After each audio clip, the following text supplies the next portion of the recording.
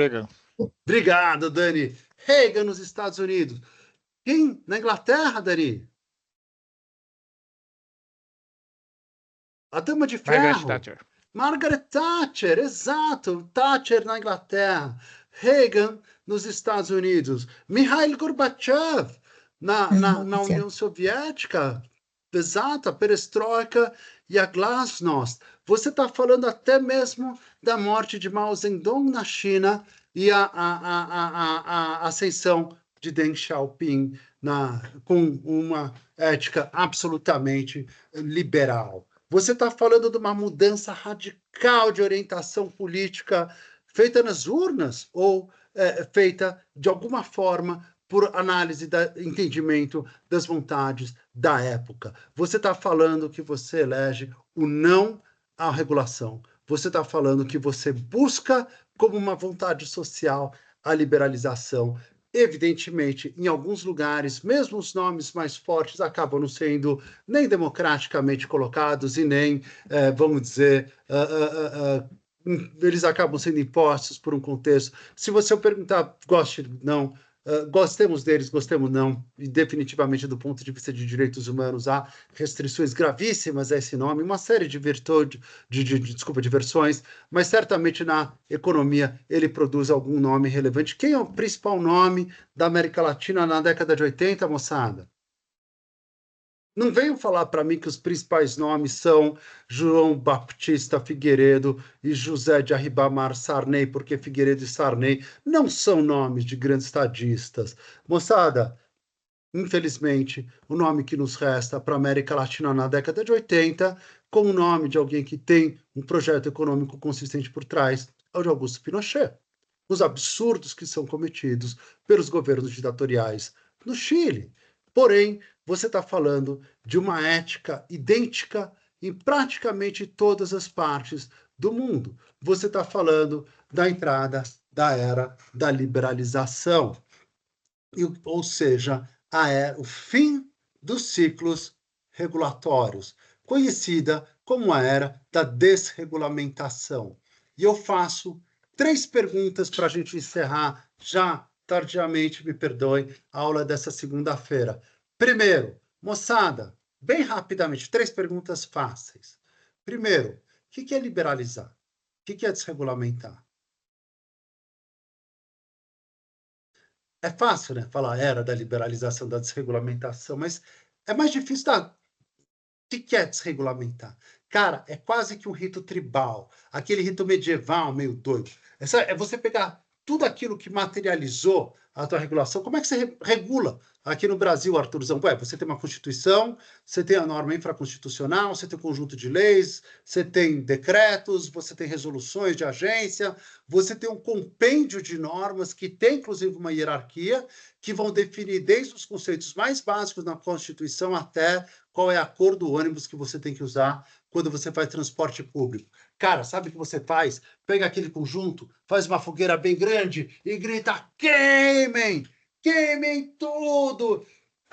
Tá, a Constituição deixa. Dali para baixo, queimem! Laissez-faire, laissez-passer. Deixe fazer, deixe passar. Vamos para o mundo, vamos fazer isso daqui acontecer. Segundo, desregulamentar significa você simplesmente revogar qualquer ato normativo que seja interpretado como uma restrição à forma como o privado pode atuar. Claro, você não desregulamenta tudo tão liberadamente assim, mas você vai procurando desamarrar tanto quanto possível, máximo possível. O quê? Moçada, o que você desregulamenta?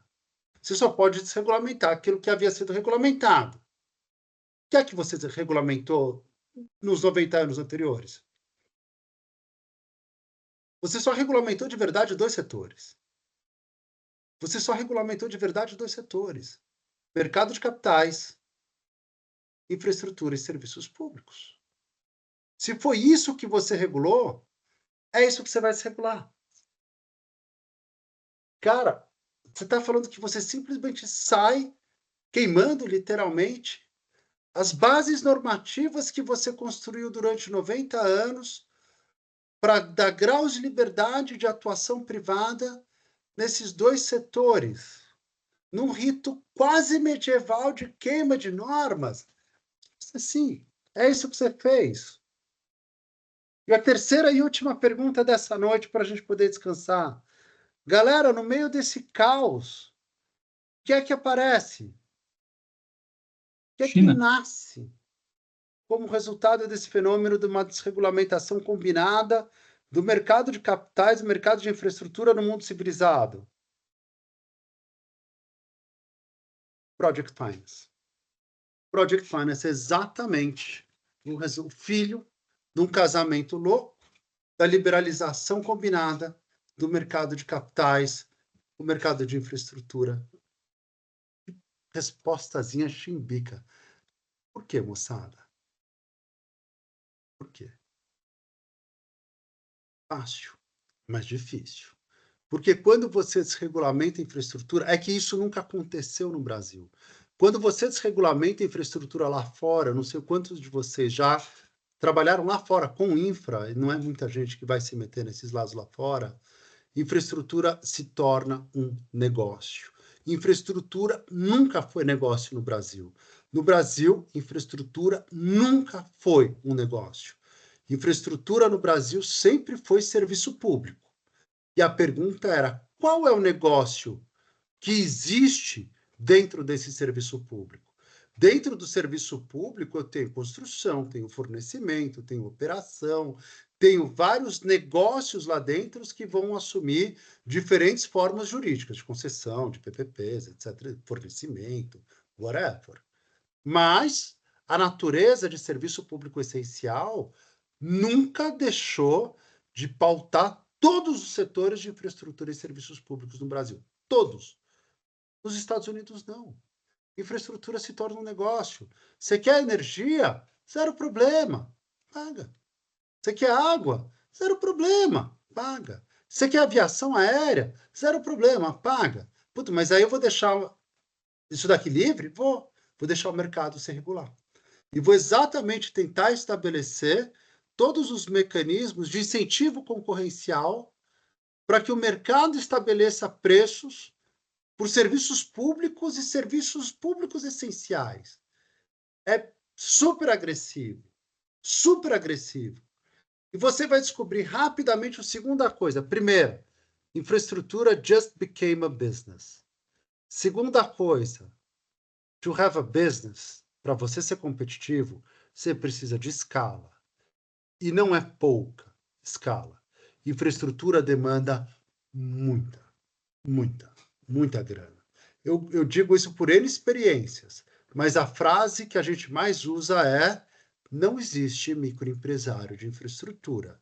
Isso é uma experiência própria minha. A gente tem um grupo de amigos que um dia resolveu se juntar para fazer alguns negócios juntos, cada um colocou lá um pouco de dinheirinho, a gente falou: vamos entrar em quê? Aí, vamos entrar em geração distribuída. E assim, o menor projeto de geração distribuída que a gente ia montar ia dar, sei lá, 30 milhões de reais, alguma coisa do gênero. Eu falei, gente, pensa bem, porque não existe microempresário de infraestrutura. E 30 milhões de reais você vai ser um microempresário de infraestrutura. Você vai ser um Zé Ninguém ao lado de todo mundo, dos Deoneros, das Cemigs, de todas as empresas big players desse mercado. Não existe. Moçada, infraestrutura é negócio de bilionário. Não tem milionário, e não tem rico, e não tem professor que entra de empresário nessa história inteira. Infraestrutura demanda um volume de capital absolutamente impressionante para que você tenha escala para se tornar competitivo no mundo em que infraestrutura se tornou um negócio. Pergunto para você, essa grana existe, mas qual é a garantia que esses empresários têm para dar? Eu tenho, de um lado, empresário que precisa de grana. De outro lado, eu preciso ter uma grana que precisa de um empresário, porque essa grana acabou de ser liberalizada do mercado de infraestrutura. Entende? Quando eu liberalizo o mercado de capitais, a grana passa a existir. Ela deixa de estar presa e passa a existir. Quando eu liberalizei a infraestrutura, eu preciso da grana. E eu tenho a grana. E eu preciso da grana, só que eu não tenho a nenhuma forma de dar garantia. Como é que eu crio garantias para que essa grana financie essa infraestrutura no mundo com insuficiência de colaterais? Project Finance.